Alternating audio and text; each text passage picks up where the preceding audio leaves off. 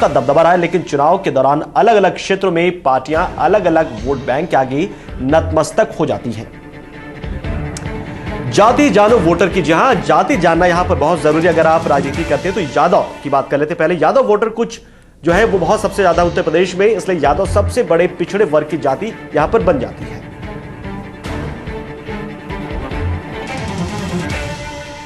वे दोआबा से लेकर पूर्व के जिलों में भी छाए हुए हैं उत्तर प्रदेश में जो यादव वोट बैंक है। ये कुल आबादी का 7% हिस्सा है। अब बात जाट की कर रहे हैं। जाट समाज भी एक अहम रोल रखता है, 7% ही है, लेकिन पश्चिमी यूपी में ये बहुत ज्यादा है और पश्चिमी यूपी में 15% इनका जो वोट है और ये काफी निर्णायक हो जाते हैं। यहां पर इनका वोट बैंक जो है अजीत सिंह के राष्ट्रीय लोकदल और कुछ हद तक बीजेपी में बटा हुआ है। इसके पीछे कुछ कारण भी हैं। अजीत सिंह जहां जातिगत नेता है, इसी जमात से आते हैं, और वही दूसरी तरफ बीजेपी ने जाटों को उत्तर प्रदेश में पिछड़ा वर्ग में शामिल किया था, तो लिहाजा ये जाट समुदाय बीजेपी से जाके जुड़ गया था। बात कुर्मी की, तीसरा बड़ा वर्ग है कुर्मियों का, जो कि कुल आबादी का 3% है। ये खीरी में है, सीतापुर समेत देवीपाटन के कई जिलों में भी छाए हुए हैं। यहां पर इनकी बहुलता बहुत ज्यादा है और इन्हीं पर आधारित होती है यहां की राजनीति। यही तय करते हैं कि हमारा नेता कौन बनेगा, हमारा विधायक कौन होगा। ये लोग कई साल पहले अपने नाम के आगे पट्टी लिखने लगे थे। तो ये अपने अपने इलाके में अपना अपना अलग प्रभाव रखते हैं, लेकिन कई बार कुछ जातियों का लाभ लेने के लिए सरकारों की तरफ से भी राजनीतिक प्रयास किए जाते रहे हैं। मसलन किसी खास जाति या जातियों को आरक्षण का लाभ देने के लिए नियमों में बदलाव किया जाता है और आरक्षण का फायदा उन्हें पहुंचाया जाता है। जाहिर सी बात है, अगर आरक्षण का लाभ उन्हें मिलता है तो वो किसी खास सरकार से या उस सरकार से जिसकी पार्टी है उस पार्टी से जुड़ जाती है। ये खेल भी चुनाव के मद्देनजर ही खेला जाता है और आरक्षण का लाभ मिले तो भला कोई वोटर कैसे मना करे। जाति जाति के खेल जो यहां पर हैं, भांति भांति के खेल है, लेकिन जाति जाति के खेल होते थे यूपी में। यूपी पिछड़ा वर्ग के वोटर की तादाद अच्छी खासी है, जिनमें निषाद, कश्यप, बिंद, मल्लाह, राजभर, कुम्हार मुख्य रूप से शामिल हैं।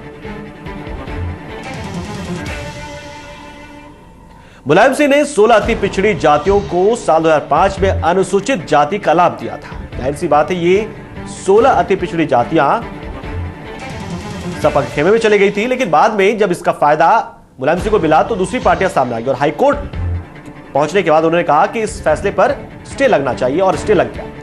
राजभर, बिंद, मल्लाह अपनी अपनी छोटी पार्टियां भी आजकल बना रहे हैं, तो ये भी एक नया मिजाज है वोटर्स का। उन्हें पता है कि उनकी काबिलियत क्या है, उन्हें पता है कि उनकी ताकत क्या है, तो अपनी अपनी पार्टियां बना रही हैं। ये पार्टियां चुनाव में ताकतवर पिछड़ी जाति के प्रत्याशियों को नुकसान पहुंचाती हैं। जैसे कि मल्लाहों की अस्मिता के नाम पर फूलन देवी को जेल से छुड़ाकर सांसद बनाया गया है, तो ये मल्लाह अस्मिता के नाम पर उन्हें गोलबंद करने की कवायद थी। रामबच्चन राजभर और सुहेल देव के साथ साथ ओम प्रकाश राजभर के नेतृत्व में राजभर समुदाय भी यहां पर लामबंद है, एकजुट है। तो जो और अब बात एक खास वर्ग की भी, एक खास समुदाय की, तो यह है मुस्लिम। यूपी की 20 करोड़ की आबादी में 18% हिस्सेदारी के साथ मुस्लिम भी काफी ताकतवर यहां पर है, लेकिन मुस्लिमों में भी नए जाति विभाजन सामने आए हैं। यानी कि मुस्लिम भी बटा हुआ है जाति में, जो कि आमतौर पर हिंदुओं की एक सबसे बड़ी कमी मानी जाती है। ये विभाजन अशराफ, अजलाफ और अर्जाल के रूप में सामने आया है। अशराफ सवर्ण मुसलमान हैं, जिनमें शेख, सैयद, पठान और मलिक शामिल होते हैं, जबकि अजलाफ मुसलमानों की स्थिति हिंदू दलितों की तरह है। यानी कि अशराफ जो होते हैं वो अजलाफ को अपने से दूर रखना चाहते हैं, लेकिन हाँ जब बात धर्म की आती है तो सब एकजुट हो जाते हैं।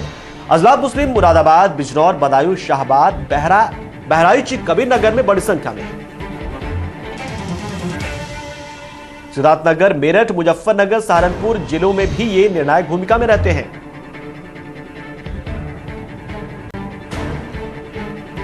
पीस पार्टी, उलेमा काउंसिल, कौमी एकता दल, मोमिन कॉन्फ्रेंस, परचम पार्टी और नेशनल लोक हिंद पार्टी जैसे नए मुस्लिम राजनीतिक दल भी यहां पर आ चुके हैं और इस वजह से अब पूरी तरह से जातिमय हो चुका है यूपी की सियासत जो है, और इसलिए राजनीतिक पार्टियों को अब यह समझना बहुत ही दुश्वार हो गया है, मुश्किल हो गया कि आखिर वो वोटर्स के मिजाज को कैसे भावे, क्योंकि वो किसी खास क्षेत्र में जब किसी खास समुदाय के उम्मीदवार को उतारते हैं तो वहां पर मौजूद पहले से जो समुदाय है वो अपनी पार्टी बनाकर वहां खड़ा हो जाता है या निर्दलीय के रूप में हो जाता है, तो ऐसे में उसका मिजाज भाव पाना आज भी मुश्किल नजर आ रहा है। भले ही यादव या मुस्लिम को लेकर समाजवादी पार्टी अपने रंग अपनाती है और कहती है कि वो उसका वोट बैंक है, लेकिन ऐसा है नहीं। मुस्लिम और जो यादव है वो बसपा के साथ भी अच्छी तादाद में जाते हैं, कांग्रेस में भी उनकी पैठ होती है। जाहिर सी बात है कि जब उम्मीदवार जिस जाति का होगा और जिस भी पार्टी में होगा तो वो वोटर वहीं जाकर जुड़ जाता है। यही है खासियत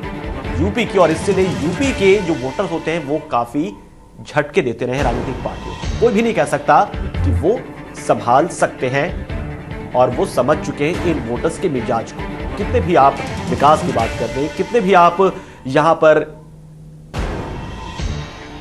घोषणा पत्र में फ्री की चीजों को शामिल करें, लेकिन ऐसा होता नहीं है।